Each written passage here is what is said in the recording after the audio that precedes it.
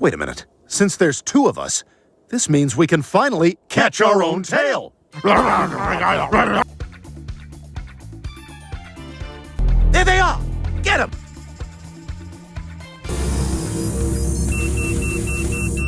Brian, we've got to get out of here. Who would have thought this pint-sized villain, Damn you, vile woman! with more gadgets than an evil James Bond, would be the one saving the day? But hey, when you're a genius baby with questionable morals, saving the world can sometimes happen. What the deuce are you staring at? Purely by accident. And who can forget when he confidently says, If anybody's gonna take that bitch down, it's gonna be me. It's these unexpected twists that make Stewie such a fun character. So, let's take a look at those times he went from troublemaker to hero. 1. Ryan and Stewie save Meg, so Meg's on a little Parisian adventure, minding her own business Oh my God! They've got Ruth! Whoops, she's kidnapped. Lois, Meg's dead! Yeah, that's right, Meg. And naturally, Stewie, our pint-sized evil genius, and Brian, the talking dog with a questionable moral compass, decide they're going to save her. Where'd you get that hat? A girl gave it to me. From there, Brian and Stewie take it upon themselves to save Meg, going to great lengths. But there is a courtesy shuttle that runs every 20 minutes. What? Even dressing up in disguises to blend in as inconspicuous as a clown at a funeral. Despite their odd methods, they managed to rescue Meg. What the hell? You're not Arab. You two are coming with me. Oh my God, Meg! Damn it, we were so close to saving Meg. Hey, that was some good teamwork, Brian.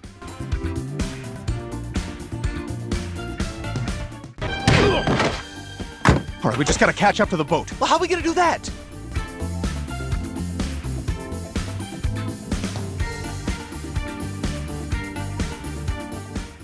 Gonna need this. What? I've never killed anybody before.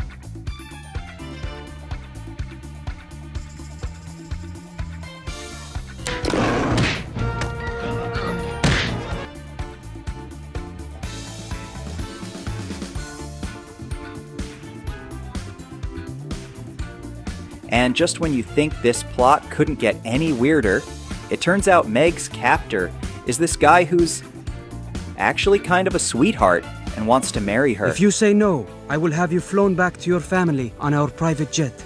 But if you say yes, I will spend the rest of my days making your every wish come true. Stewie?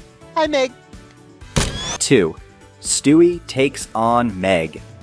Now, if you've spent more than 5 minutes with the Griffins, you know that Meg's not exactly getting daily pep talks from the fam. She deserves a better life than this, Brian. But every once in a blue moon, even Stewie feels bad for her. So what does our tiny tyrant do? He kicks off Operation Make Meg Popular. Naturally, his first move, casting her as the lead in the school play. Sure, Meg's out there giving it her all, but Stewie's ego can't help but squeeze itself into the spotlight. Hello, what's all this then? Of course, Stewie quickly realizes that grandstanding might not exactly be lifting Meg's social stock, so he tries Plan B, matchmaking. Yep, he sets Meg up with none other than Joe's son Kevin. And while sparks don't exactly fly, Meg comes out of it feeling like she's just stormed her own personal castle.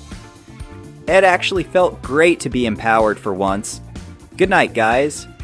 Stewie's plan doesn't go exactly as he pictured it. Cue the surprise, but he somehow manages to make Meg's life just a bit better. 3. Stewie and Brian bond. We're so used to Brian and Stewie's comedic adventures, but the episode where they get trapped in a vault takes an unexpectedly serious turn. I have things. You have a dead bird in there? What are you gonna do with that? Unlike typical episodes, this one features only Brian and Stewie. No other characters, no opening theme song, no cutaway gags. It's just the two of them trapped, which allows for a raw, unfiltered look at their relationship. At first, they keep it light, throwing around their usual banter, But as the hours drag on and they realize they're really stuck, things get serious. They start opening up in a way we've never seen before. We're locked in! Yesterday, when you said, I don't live with purpose, I just can't. And that bottle of scotch? I was saving it for my last drink. In this tense moment, Brian shares some heavy stuff about feeling lost, and even mentions owning a gun. It's a side of him we rarely see, and Stewie, usually the clever little troublemaker, listens with concern. You wouldn't understand. Oh, you're just a kid. I could try. I don't know, sometimes it's all too much. It's tough to watch. Stewie might not fully understand Brian's struggles, but you can tell he's doing his best to be there for his friend. 4. Stewie takes Chris to the past. Some of the show's most memorable moments happen when Brian and Stewie get on a time-traveling adventure. Chris. And this time, they make an exception to bring Chris along for the ride. What? That's right. We're going to take you on a special dream trip to help you pass your history test. Chris needs to pass his history final, but he struggles to grasp the subject.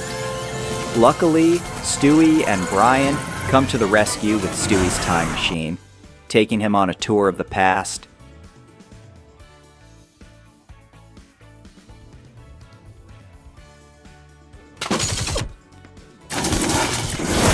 However, events turn to the worse when Chris finds himself on the Titanic and forces Stewie and Brian to come to the rescue again. If I'm such a loser, then how did I get on a fancy boat? In this episode, Stewie tries hard to protect Chris and prove that he does have some affection for his older brother, even if showing it is like pulling teeth.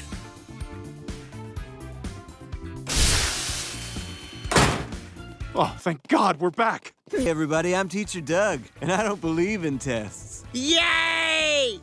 5. Stewie helps Chris get ready for a date. Although Stewie and Brian share the most iconic friendship on the show, the moments between Chris and Stewie also stand out.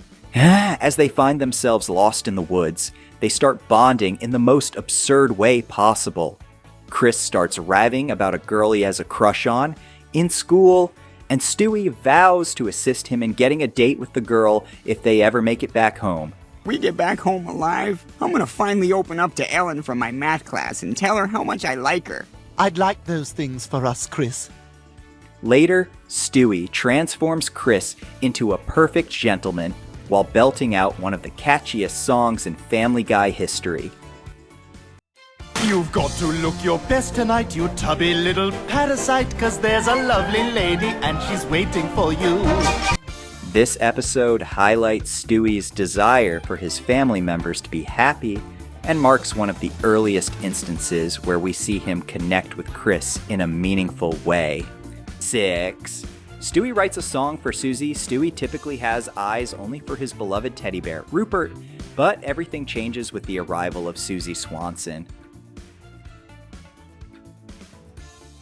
Who is that angel? That's Susie Swanson. You don't say. Stewie decides to try his hand at songwriting. Although he struggles initially, he eventually creates a masterpiece by the episode's end. You got your G chord right here. It's like your cozy house where you live. That's where you start your journey. Here I am in my house, nice and cozy. Stewie performs his own rendition of Everything I Do It For You by Bryan Adams, complete with a confusing yet oddly beautiful music video. Look into your heart.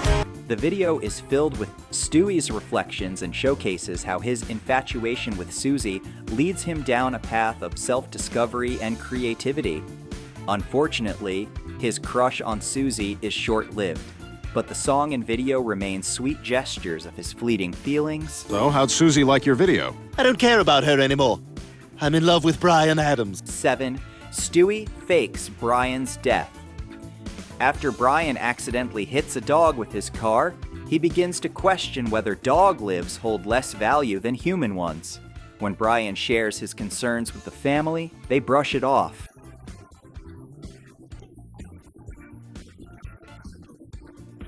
They leave him frustrated as he tries to convince them about the seriousness of the issue. Animals are treated as second-class citizens everywhere.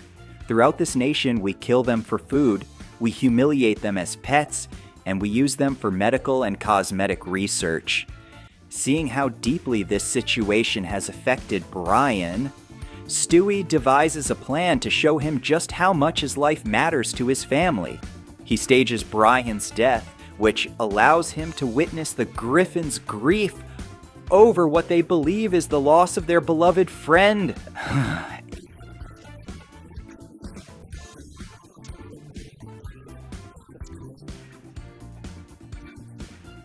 8. Stewie brings Brian back to life. It looks like he took some bullets during our escape. Doesn't seem to be working. What is that? What are you looking for? When the chance arises to bring Brian back, Stewie jumps at the opportunity. He manages to travel back in time and saves Brian just before the accident. Brian, look out!